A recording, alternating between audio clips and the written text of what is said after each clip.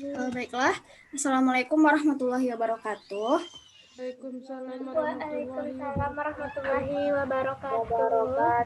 Apa kabar anak ibu semua? Baik, Bu. Oke, baiklah sebelum kita masuk ke pelajaran, ibu mau berdoa dulu kepada Elsa. Boleh pimpin doanya? Baik, Bu. Baiklah, teman-teman semua, sebelum mulai pembelajaran, yang baiknya kita berdoa terlebih dahulu. Berdoamu ya.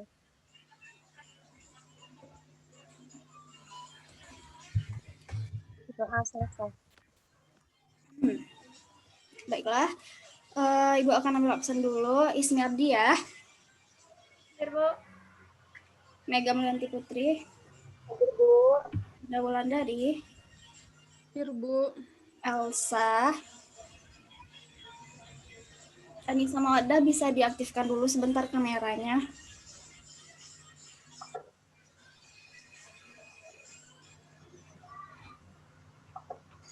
Hadir, Bu.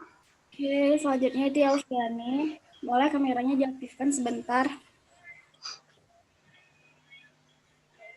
Halo, Yelvi. Berarti Yelvi nggak ada. Baiklah, sebelum kita masuk ke materi hari ini, Ibu akan mengulang materi minggu lalu. Minggu lalu itu kita membahas tentang komunikasi dalam jaringan. Coba anak-anak Ibu ada yang masih ingat komunikasi itu apa? Ada yang boleh menjawab? Oke, Anissa Mawada, coba. Menurut Anissa, itu komunikasi itu apa?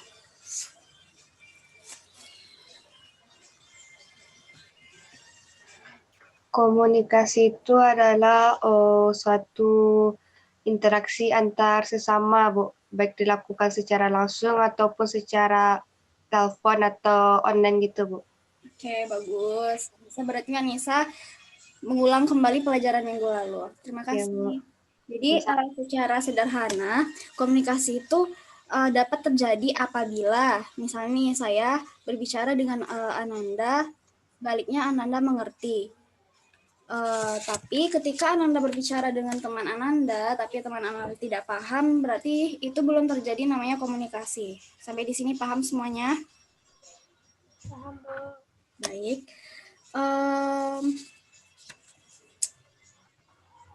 Ada yang ingin dipertanyakan tentang pelajaran minggu lalu?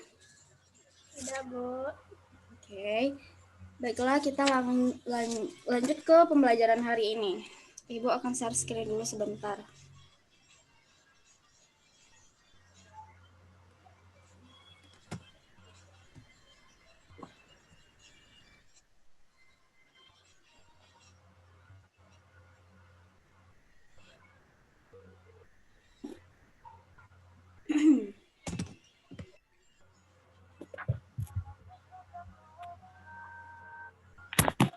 Sudah kelihatan PPT Ibu?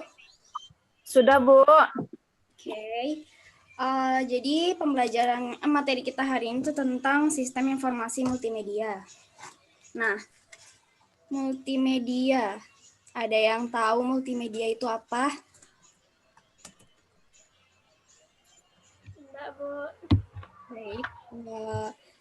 Pada hari ini kita materi-materi yang akan kita bahas itu yang pertama ya, konsep dasar pembuatan dan aplikasi multimedia. Selanjutnya organisasi penggembang multimedia. Yang ketiga itu perangkat pembuatan aplikasi multimedia. Dan yang keempat itu kerangka bangun multimedia. Selanjutnya metodologi pengembangan multimedia, piranti authoring multimedia, pengembangan atau perancangan multimedia, konsep dasar toolbox, dan pembuatan proyek menu bar. Curang, cewek. Baiklah, maksud Ibu, maaf Ibu salah. Jadi bahas tentang konsep dasar pembuatan aplikasi multimedia saja. Untuk organisasi. Tunggu lo di convert lo. Dan di convert. Kita video dan kemudian upload dari situsnya ke malam. Suaranya.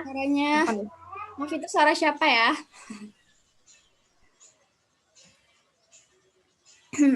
Baiklah. Yang pertama kita bahas itu tentang sistem multimedia.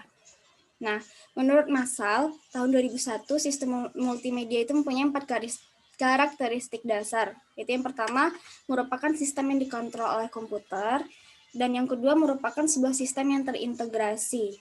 Yang ketiga, informasi yang ditangani dipresentasikan secara digital. Nah, yang keempat itu adalah antarmuka pada media tampilan akhir biasanya bersifat interaktif. Lanjut ke definisi multimedia. Multi berasal dari bahasa Latin, yaitu multus yang artinya banyak. Biasa juga diartikan sebagai multiple. Media. Nah, media ini berasal dari bahasa Latin atau medium yang artinya tengah. Bisa juga diartikan penengah atau intermediari. Dan yang ketiga itu multimedia, multiple intermediaries atau multiple means atau alat atau media. Nah, multimedia itu adalah kombinasi dari elemen-elemen teks, foto, graphics, art, animasi, dan video yang saling berhubungan dan dimanipulasi secara digital. Selanjutnya, dari beberapa definisi tadi dapat kita simpulkan bahwa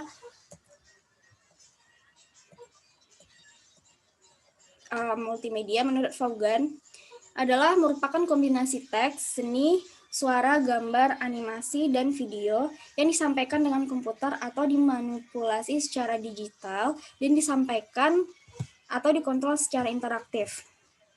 Nah, makanya di dalam multimedia itu diperlukan yang namanya interaksi.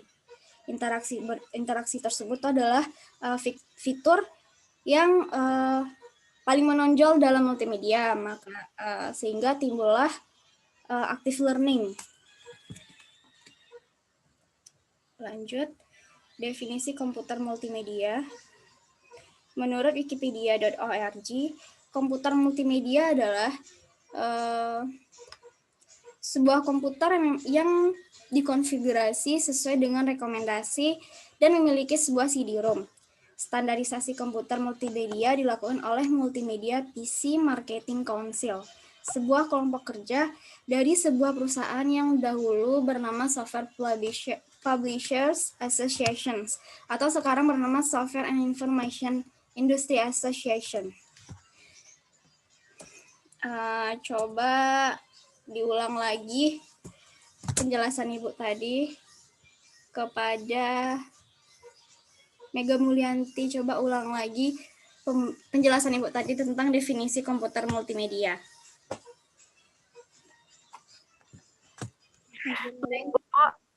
Ya, coba Mega ulang kembali apa itu definisi komputer multimedia.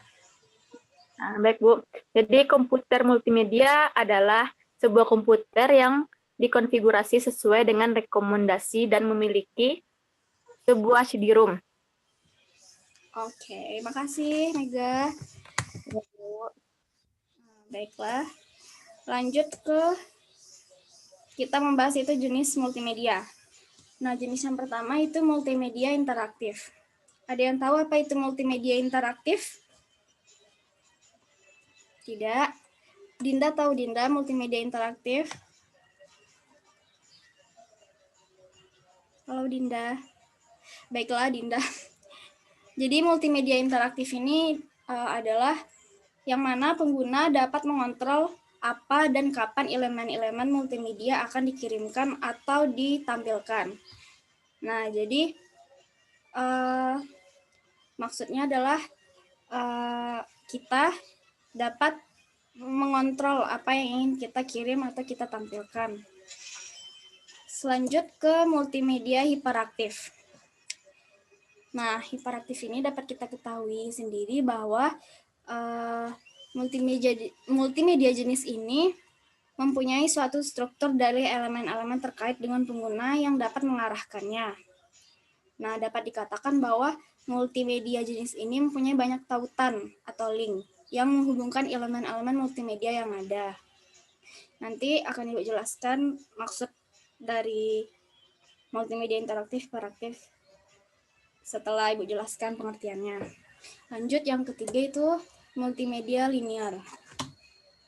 Multimedia linear ini pengguna hanya dapat menjadi penonton dan menikmati produk multimedia yang kita sajikan sebagai pengguna dari awal hingga akhir.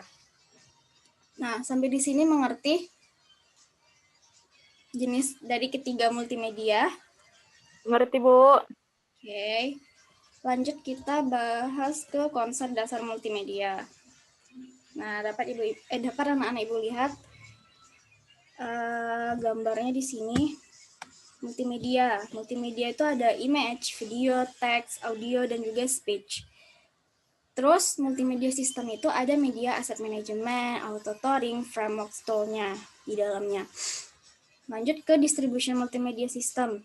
Nah, dari multimedia ke multimedia system langsung jadi ke distribute multimedia system atau network.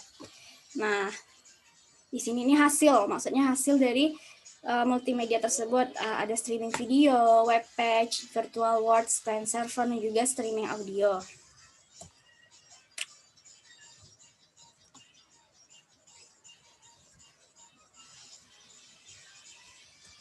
Sebelum Ibu lanjut ke pembahasan berikutnya, kita kembali ke jenis multimedia tadi. Nah, multimedia interaktif ini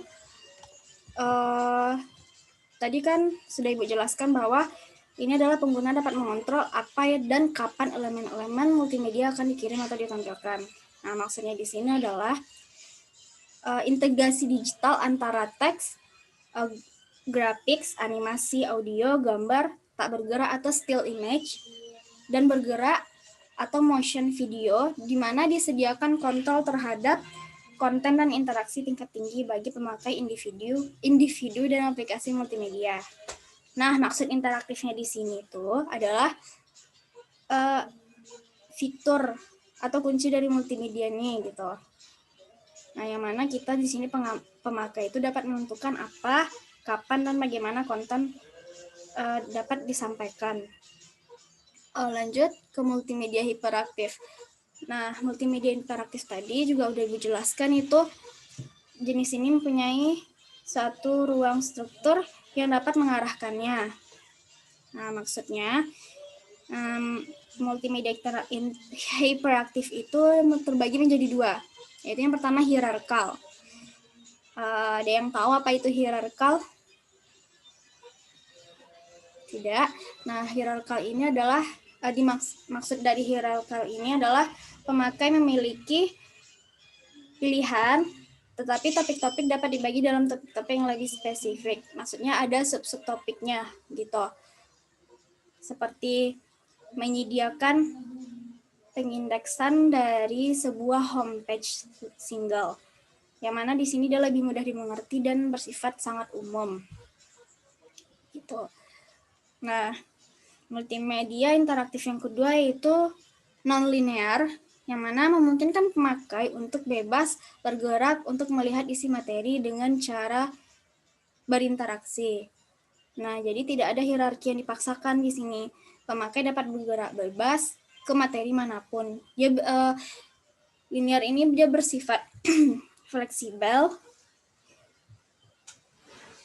Nah, seperti itu. Lanjut ke multimedia linear. Multimedia linear itu yang mana di sini kita sebagai pengguna hanya menjadi penonton dan menikmati hasil dari produk tersebut. Maksudnya adalah yang mana dimulai dari satu posisi awal atau start position menuju ke satu posisi akhir atau end position dengan sedikit atau tanpa intervensi pemakai. Linear di sini maksudnya dia bersifat sederhana, logical, ideal untuk produk kecil, contoh elektronik dan storybook.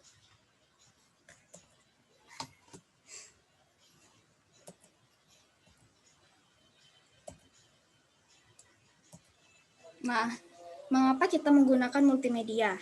Karena multimedia ini dia mudah digunakan, butuh pengalaman yang mendalam, terus dia antarmukanya yang intuitif atau mudah dimengerti, interaksinya lebih baik karena kita cenderung visual. Lebih hemat biayanya juga, terus lebih menyenangkan karena dia visual begitu. Lanjut ke pemanfaatan multimedia. Nah, ada yang tahu itu multimedia ini bisa kita manfaatkan tentunya dalam kehidupan sehari-hari. Atau ya seperti apa itu contohnya pemanfaatan multimedia yang anak-anak ibu tahu? Ada yang tahu? Elsa tahu pemanfaatan multimedia itu untuk apa saja? Untuk media pembelajaran, Bu. Bagus, Ismi ya. Salah satunya kayak kita sekarang ini sebagai media pembelajaran. Ada lagi yang tahu untuk apa saja? Nah, di sini ada yang pernah nonton drama Korea yang judulnya Startup. Nah, di situ dia mereka kan tentang bisnis. Jadi mereka harus membuat demo sebuah produk. Nah, jadi pemanfaatan multimedia salah satunya itu yang pertama adalah dalam dunia bisnis, begitu. Nah, maksudnya di sini adalah, ini meliputi presentasi, pemasaran, periklanan, demo produk, katalog, komunikasi di jaringan, dan pelatihan. Nah, penggunaan multimedia akan membuat kelancaran dan kemudahan transaksi kita dalam berbisnis. Contohnya demo sebuah produk atau presentasi peluang bisnis yang akan kita lakukan, begitu. Lanjut, seperti yang sudah dibilang Ismi tadi dalam media pelajaran atau pendidikan. Nah, maksudnya di sini pendidikan itu adalah media pembelajaran ini membuat menjadi lengkap dan lebih menarik. Makanya menjadi alat pengajaran elektronik yang dapat membantu pengajar. Contoh materi misalnya kita belajar tentang pembuatan web, lalu kita buatlah di situ multimedianya tentang materi langkah awal pembuatan web.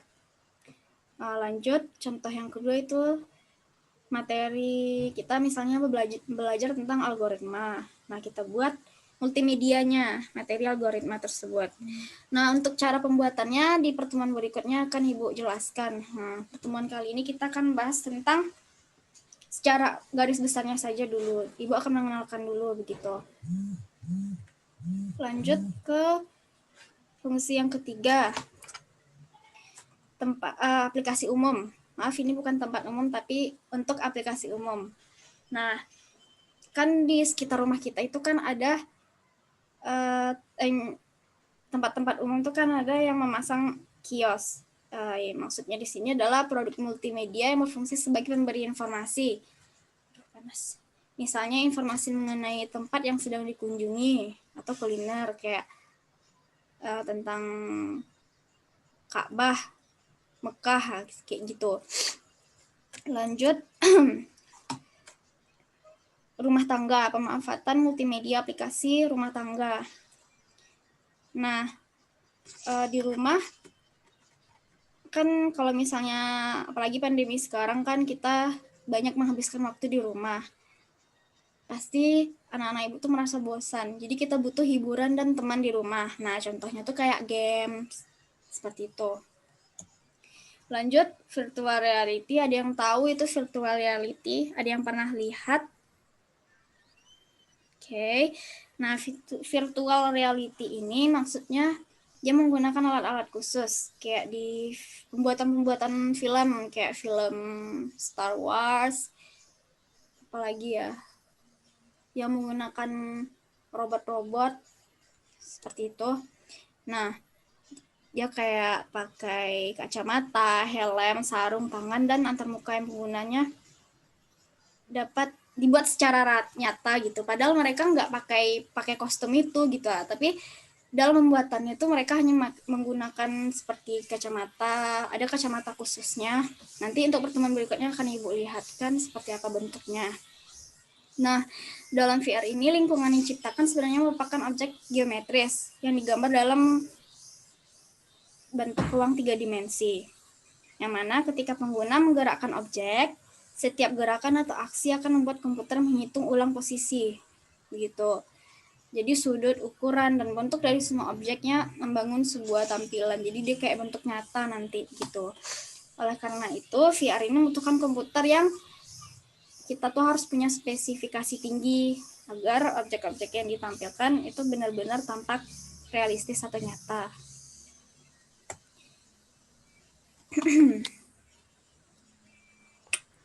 Nah, yang diperlukan oleh multimedia. Apa-apa saja nih Bu yang komponen yang diperlukan dalam memproduksi multimedia? Ada yang tahu? Di situ ada 4 kalau nggak salah Ibu. Ada yang bisa menyebutkan salah satunya? Baiklah. Perangkat keras, maaf. Komponen ini diperlukan dalam memproduksi multimedia. Yang pertama itu adalah perangkat keras. Yang kedua itu perangkat lunak. Yang ketiga itu kreativitas. Yang keempat itu organisasi. Nah, perangkat keras ini adalah seperti komputer, scanner, kamera digital, handycam, atau musik gitu. Terus kalau bisa komputer yang digunakan itu satu platform. Karena kalau misalnya menggunakan banyak platform, nanti ada kendala, terutama pada tahap assembly-nya. Nah, perangkat keras ini, menurut Mandel, 2001 memberikan pendapat tentang komponen yang diperlukan untuk satu sistem multimedia. Yang mana di dalam perangkat keras ini, kita membutuhkan yang pertama itu perangkat capture. Perangkat capture itu ada kamera video, video recorder, mikrofon audio, keyboard, perangkat search input, dan sensor sentuh. Begitu. Itu yang dibutuhkan dalam perangkat keras. Selanjutnya itu perangkat penyimpanan. Perangkat penyimpanan itu ada hard disk, CD-ROM, zip drive, DVD, dan lain-lainnya yang anak-anak ibu butuhkan. Itu sebagai perangkat penyimpanannya. Yang lanjut, itu jaringan komunikasi. Nah, di jaringan komunikasi itu ada Ethernet, token ring, intranet, dan juga internet. Lanjut, itu sistem komputer. Nah, di dalam perangkat keras ini kita juga membutuhkan sistem komputer. Sistem komputer ini seperti komputer PC desktop, komputer workstation, perangkat keras MPEG, atau video. Terakhir yaitu perangkat penampil. Perangkat penampil ini seperti speaker yang dengan kualitasnya itu tentu harus kualitas CD, SVGA, monitor, kualitas CD. Selanjutnya itu ada SVGA, monitor, printer, dan lainnya.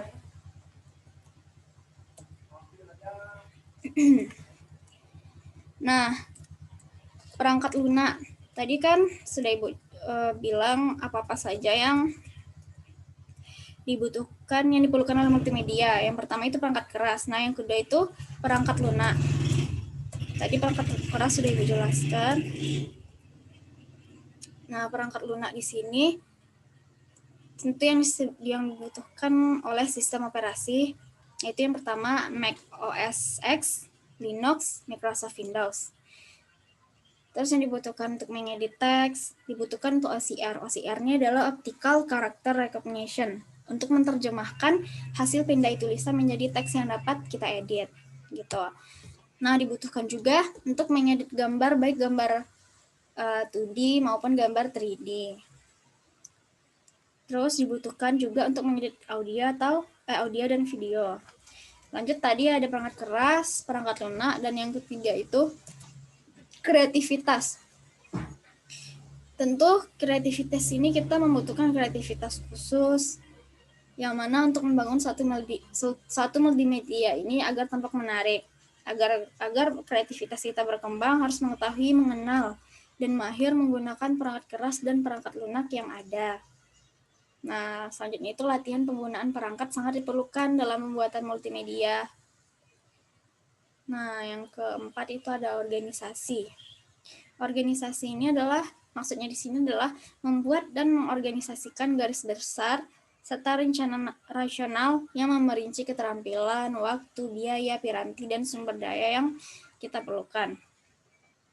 Tentu saja kita gunanya ini adalah untuk memudahkan kita dalam pengarsipan dan pelaksanaan protokol yang sudah dibuat.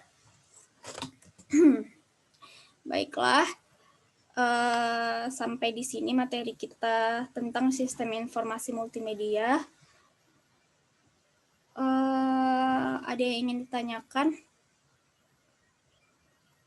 tentang multimedia, sistem informasi multimedia? Baiklah, kalau memang tidak ada, Ibu saja yang bertanya.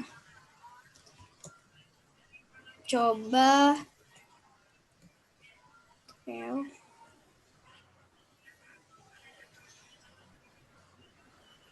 coba Ismi lah, Ibu tanya sama Ismi. Pengertian multimedia menurut Ismi itu apa? Multimedia itu adalah kombinasi antara video, suara, gambar, teks, animasi yang disampaikan dengan komputer atau dimanipulasi sedemikian rupa secara digital dan kemudian disampaikan secara interaktif. Bagus. Berarti Ismi paham ya apa yang Ibu sampaikan tadi. Terima kasih Ismi. Iya, Bu. Lanjut kita ke jenis multimedia. Ada yang tahu apa-apa saja itu jenis multimedia? Boleh yang tahu tunjuk tangan. Sebutkan saja. Serius. Kamu nggak di sini. Ada yang bisa menyebutkan apa itu jenis-jenis multimedia? Elsa, Bu. Oke, boleh Elsa. Jadi jenis-jenis multimedia itu ada 3, Bu. Yang pertama tuh multimedia interaktif, terus ada multimedia hiperaktif, dan multimedia linear. Oke, ya jenis multimedia itu ada 3 macam, 3 bagian: multimedia interaktif, hiperaktif, dan linear.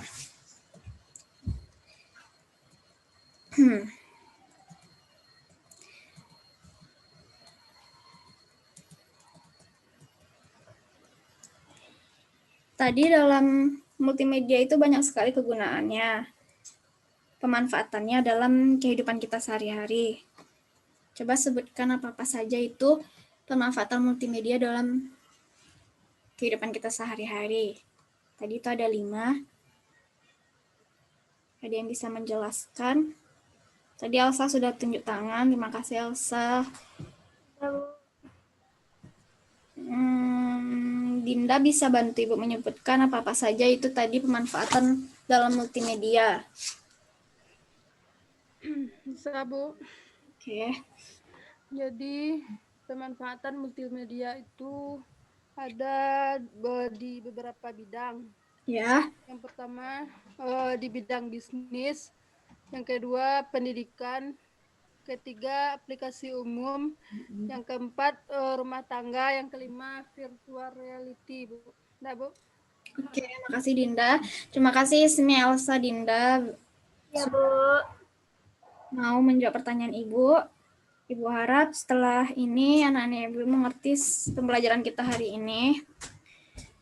Baiklah, untuk tugas minggu depan itu Ibu minta anak-anak Ibu cari contoh pemanfaatan multimedia dalam bisnis, dalam pendidikan, multimedia aplikasi tempat umum, multimedia rumah tangga, dan virtual reality. Nanti tugasnya bisa dikumpulkan kalau misalnya tidak cukup lewat Google Drive saja. Tapi kalau misalnya memang muat, bisa lewat email Ibu begitu. Baiklah, terima kasih atas waktunya. Ibu tutup pembelajaran kita hari ini dengan Assalamualaikum warahmatullahi wabarakatuh. Waalaikumsalam warahmatullahi wabarakatuh.